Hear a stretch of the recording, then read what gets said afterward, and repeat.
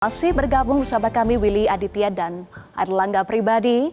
Bang Willy, Bang Erlangga, tadi kita simak ada pernyataan dari Ketua Umum Partai Nasdem Surya Paloh terkait dengan success story yang diharapkan bisa lebih baik lagi diraih oleh pemerintahan baru saat ini. Ada rencana juga dari Presiden Prabowo Subianto untuk rutin mengumpulkan para ketua umum partai politik yang sudah dimulai ya beberapa waktu yang lalu sudah ada pertemuan. Kemudian ada rencana untuk rutin. Nah, apakah ini menjadi angin segar, konkret nyata, sinergi membangun bangsa, Bang Willy? Iya, tentu ini satu hal yang bagus. Karena apa? Komunikasi itu menjadi kunci dari banyak persoalan-persoalan bisa diselesaikan. Kalau komunikasinya lancar, Eva, artinya 50% itu persoalan sudah selesai. Inilah yang menjadi keyword dari keberhasilan seorang pemimpin. Bagaimana komunikasi yang cair dengan banyak pihak, apalagi ini elit-elit partai, ketua umum partai ya. Apa yang dimaksud oleh Pak Surya menjadi success story itu baru kan Pak Prabowo sekarang sedang melakukan kunjungannya dengan aktifnya bridge ya. Bridge ini menjadi salah satu pilar baru dari kekuatan ekonomi dunia. Brazil, Rusia, India, China, dan Indonesia itu menjadi sahabat lama yang memiliki jalin historikal yang sangat kental. Bagaimana sekarang kita ingat dulu poros Jakarta-Peking itu benar-benar romantik.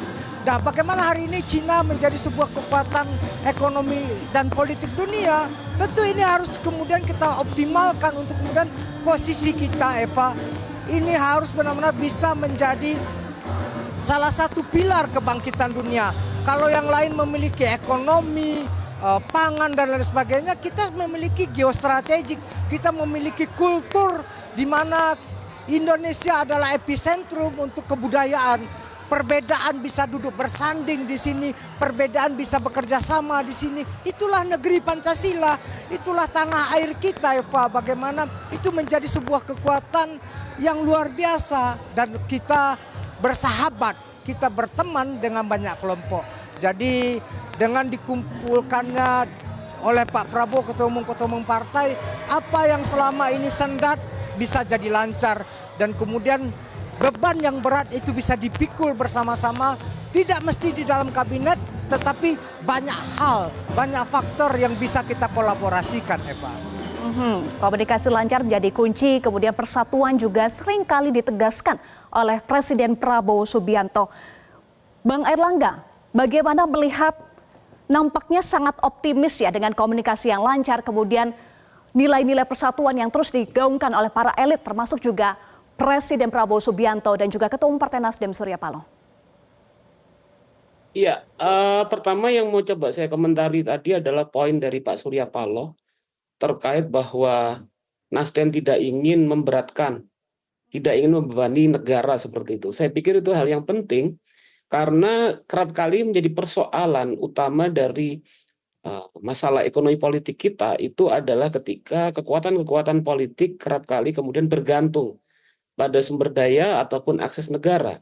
Nah, di sini misalnya dengan langkah konkret Nasdem tidak meminta, tidak menuntut posisi dalam kabinet dan memang dengan intensi yang tulus itu kemudian mendorong pada sinergi. Saya pikir itu menjadi hal yang sangat penting sebagai awal terbangunnya kolaborasi. Tapi kemudian juga yang paling penting bahwa posisi ini juga memberikan ruang baik pada Nasdem bukan hanya menjadi loyalis atau supporter begitu saja, tapi juga yang paling penting adalah menjadi critical supporter dari pemerintahan saat ini. Artinya bahwa apabila ada hal yang baik memang harus sangat disupport, seperti misalnya bergabung dengan BRIC, terus kemudian beberapa program-program yang konstruktif dari kabinet Pak Prabowo itu perlu didukung. Tapi kalau memang ada yang harus dikoreksi, ada yang harus dibenahi, maka sampaikan hal tersebut. Karena sebetulnya itu adalah juga bagian dari upaya sinergi bersama. Nah, saya harapkan Nasdem ke depan juga akan mengambil langkah tersebut. Dan tadi poin dari Bung Willy itu juga penting terkait dengan bahwa Nasdem mendukung penuh sehubungan dengan eh, masuknya Indonesia atau komitmen dari Pak Prabowo ke dalam BRICS. Karena kalau kita melihat dari track ke belakang, Indonesia ini pada awalnya menjadi inisiator utama dari kolaborasi bangsa-bangsa yang disebut pada waktu itu dunia ketiga. Negara-negara Asia dan Afrika, sama juga sekarang tuh BRICS, kekuatan alternatif. Maka dari misalnya konferensi Asia Afrika, terus kemudian pada tahun 60-an Bung Karno itu mendorong pada New Emerging Forces, maka ini adalah kesempatan dan momentum lagi sebetulnya BRICS tersebut menjadi suatu ruang kesempatan yang sangat penting. Indonesia akan menjadi salah satu inisiator utama bagi tampilnya kekuatan-kekuatan baru, bangkitnya kekuatan-kekuatan baru, sehingga diharapkan akan membawa dunia ini lebih adil, lebih damai, dan di dalamnya adalah Indonesia menjadi salah satu kekuatan kunci yang ada di dalamnya. Nah, di sini saya pikir bahwa komitmen dari Partai Nasdem dengan arah baru politik dan perubahan yang ada di Indonesia sekarang itu perlu kemudian untuk didorong lebih baik. Dan satu lagi bahwa komitmen Nasdem dan kemudian Nasdem tidak masuk ke dalam kabinet, saya pikir justru hal yang positif.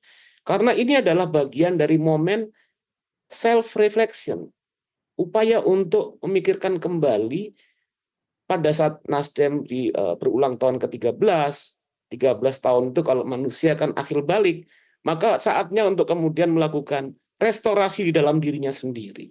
Merenungkan apa yang harus dijalankan ke depan. Mencoba membangun kembali konektivitas antara Nasdem, antara Partai Nasdem dan konstituennya. Sehingga kemudian sebagai kekuatan politik ke depan akan bisa on progress, lebih baik dalam capaian-capaiannya dan benar-benar menjadi kekuatan partai yang benar-benar menjadi penyambung lidah rakyat. Demikian. Jelajahi cara baru mendapatkan informasi. Download Metro TV Extend sekarang.